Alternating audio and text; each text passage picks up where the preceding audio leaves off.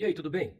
Te convidando nesse vídeo de hoje para a gente falar um pouquinho sobre algumas perguntas que foram feitas ao técnico Fernando Diniz na coletiva de ontem pós-jogo contra o Mirassol. E na coletiva ele afirmou que o Vasco fez um jogo muito bom diante do Mirassol. Você concorda? Deixa aí nos teus comentários. Eu já vou dando aqui algumas opiniões sobre esse jogo. Acho que por esse lance aqui, eu acho que não foi muito bom, né? O Vasco poderia ter imposto mais um ritmo mais forte, poderia ter feito valer o fator casa, e o Vasco não conseguiu, né? Pelo contrário, o Vasco em alguns momentos se expôs, como foi no primeiro e no segundo gol, e em lances como esse aqui, dá para entender que o Mirassol fez marcação, pressão alta, né? E o Vasco não conseguiu jogar a bola, principalmente na primeira etapa. Mas vamos ouvir aqui o que o Diniz falou. Queria que você tentasse explicar essa derrota que cria, querendo ou não, um anticlímax importante, porque era a despedida do Vasco de São Januário neste Campeonato Brasileiro.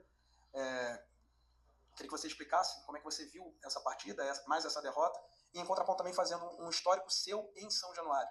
São 5 vitórias, 5 derrotas e 3 empates sob o seu comando. O que faltou para São Januário ser um melhor aliado, digamos assim? Obrigado. Primeiramente, boa noite. Bom, vamos lá. Obviamente que perder de novo em São Januário, eu fico um clima que a gente não gosta. E depois da vitória que a gente teve contra o Inter de Porto Alegre. Em relação à partida, a gente não fez um jogo ruim. Pelo contrário, foi um jogo muito bom contra o adversário, que é muito bom.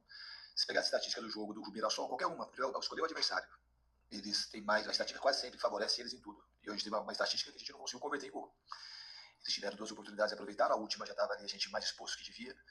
A gente não criou tanta chance clara, mas a gente estava sempre muito perto de criar uma chance clara. Estava sempre invadindo o último terço do Mirassol. E no segundo tempo, que a gente voltou melhor ainda que no primeiro, a gente não conseguiu converter a nossa prioridade no jogo em gol. E o Mirassol, as 2 chances que eles tiveram, eles acabaram fazendo gol. O Léo Jardim praticamente me encostou na bola com as mãos. E eles também não tiveram nada, uma bola perto do gol, uma bola na trave. Tiveram 10 escanteios, tiveram um escanteio. Os números estatísticos eles nos favoreceram. A gente não teve a mesma energia no jogo do Inter, a mesma contundência. Isso foi o que faltou no jogo de hoje. Essa pergunta que você fez, ela é fácil de fazer, de responder. Por que não foi um aliado maior? É difícil de fazer uma avaliação e de falar com exatidão. A gente teve muitos jogos como o de hoje, onde a gente não mereceu perder o jogo. O que aconteceu no jogo, contra o Grêmio a gente não mereceu empatar, contra o Ceará a gente não mereceu empatar, contra o São Paulo a gente não mereceu perder. Tem um monte de jogo, não dá pra explicar. O futebol é assim. É bem certo às vezes. Agora o time hoje, o time jogou bem. Jogou bem, só que não foi o suficiente para ganhar. A gente precisa ganhar o jogo, somente aqui em São Januário. E a gente fica muito triste por não ter vencido, ainda mais depois da vitória que a gente teve diante do Inter. Diniz, boa noite. Bom, sobre essa fala do Diniz, o que falta para o Vasco é competência, intensidade, né? E entendimento do que é o fator casa, né? O Vasco, inclusive, nesses jogos em que o Vasco perdeu contra o Juventude, contra o São Paulo, o Vasco dá umas desligadas, né? E nesse jogo contra o Mirassol, após a contusão do Lucas Piton, o Vasco passa por um momento que parece que sentiu a lesão do jogador, né? A saída do jogador, aliás, por conta da lesão. Então, esses momentos de desatenção, de falta de intensidade, de competência para resolver a partida, faz com que o Vasco tenha as oscilações do campeonato, né? E 5 derrotas em São Januário, 3 empates, mostra mesmo que o Diniz ainda não aprendeu a dar o equilíbrio necessário para esse clube, né, para esse time. E mostra que o Diniz precisa realmente dosar, né? Inclusive nos gols em que o Vasco leva para o Mirassol, em todos eles os zagueiros estão praticamente no círculo central do meio campo, né? Mostra que realmente é uma exposição desnecessária, né? Não faz sentido em todos os lances os jogadores estarem posicionados daquela forma. Vamos lá. Eu no canal na torcida vascaínos. Você, teu estilo de jogo sempre foi ali de construção, começar lá de trás, o estilo do jogo do Diniz. E hoje nós vimos muito o Vasco fazer esses lançamentos longos.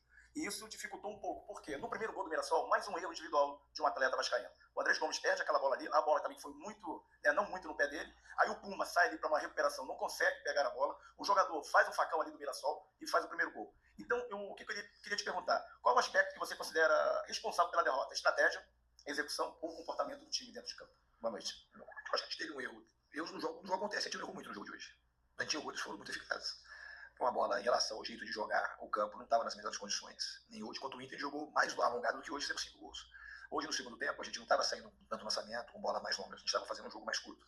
E a gente estava tendo uma predominância maior, estava chegando com mais gente no campo de ataque, mais gente na área, terminando mais um enxute em escanteios, quando o goleiro defendia ou batia em alguém. Então a gente estava mais perto de fazer o gol do que o Mirassol. No fundo, no lance do gol do Mirassol, não tem nada a ver com a gente alongar o jogo. Quem alongou o jogo foi o Mirassol. Eles colocaram uma bola longa, a bola veio na cabeça do Puma, ele foi botar uma bola no Andrés Gomes de cabeça e foi se projetar para o ataque. E aí o Andrés perdeu a bola, a gente estava atrás, mal posicionado. Eu acho que foi o gol que você fala assim, de uma maneira muito prática, que o primeiro gol foi o que determinou o resultado do jogo, de vitória do Mirassol. Foi um lance que a gente não devia, a gente devia estar um pouco mais protegido do que estava. A gente estava aberto, o Paulo Henrique estava aberto, não precisava. Então se a gente errasse, tivesse uma linha de que era para a gente tinha conseguido cortar no lance do cruzamento e nem estar tão exposto. Foi circunstância do jogo. Deu tudo certo, devia ter feito a falta também, ter matado a jogada ali. Agora que passou, tudo fica mais fácil. Boa noite, Rodrigo Soleno. Pronto, aqui ele reconhece que o Vasco estava mal posicionado nos 2 gols. Ele falou no primeiro gol, mas no segundo gol também. O Vasco sofre uma transição rápida e fatal do Mirassol. O detalhe é que o meio-campo precisa ser mais consistente para destruir as jogadas, né? Acho que no primeiro gol a gente acaba levando o gol por conta do time estar meio embolado no meio-campo. E aí a jogada sai com velocidade, né? O Puma Rodrigues não consegue acompanhar, né? E aí a gente precisa do Piton, mesmo que o Piton não seja um jogador defensivamente muito forte, né? Precisa do Piton porque o Puma Rodrigues ainda é pior, né? Na semifinal a gente precisa que o Piton esteja 100%. E nesse jogo você percebe também que o meio de campo do Vasco não funcionou como deveria. Por exemplo, o Coutinho, que é um jogador de criação, ele no segundo gol ele poderia ter feito a falta. É ele quem está no lance ali, que pode fazer a falta, e o Diniz falou, fazer a falta no momento certo. Poderia ter feito a falta, ter recebido um cartão amarelo, e o Vasco não ter levado o segundo gol, né? Sobre a criação das jogadas, né, sobre o time ter atuado mais no último terço do Mirassol, eu acho que faltou o Coutinho e faltou o Nuno Moreira participarem mais da partida, né? Os dois andaram muito escondidos do jogo, pouquíssimas finalizações dos dois, né? Pouquíssimas jogadas de último terço, e o Vasco sofreu porque não conseguiu criar. E foram só dois lances, um no primeiro tempo, em que o Ryan consegue finalizar em gol e o Walter faz a defesa, finalização de fora da área, e no segundo tempo, quando o David e o Verratti entram, o Verratti ajeita a bola de cabeça e o David chuta a bola já praticamente quase dentro da pequena área, ele chuta a bola para fora e perde a chance do Vasco empatar a partida. Ali poderia ter sido um jogo diferente, porque o Vasco empataria a partida já com 42, 43 minutos, e o Vasco poderia ter tido uma melhor sorte, né? Então, acho que são pontos que o Diniz vai precisar corrigir, né? Equilíbrio tático, né? Mais um balanço defensivo mais forte, né? Com os blocos mais encaixados, para evitar da gente dar mais espaço, né?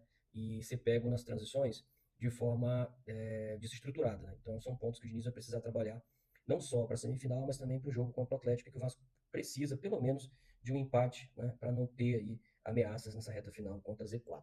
Concorda comigo? Deixa aí tua opinião que eu quero saber, tá bom? Digita aí pra gente onde é que você tá nos assistindo. Deixa a curtida e se não segue o canal. Segue aí pra dar uma moralzinha pra gente. Valeu.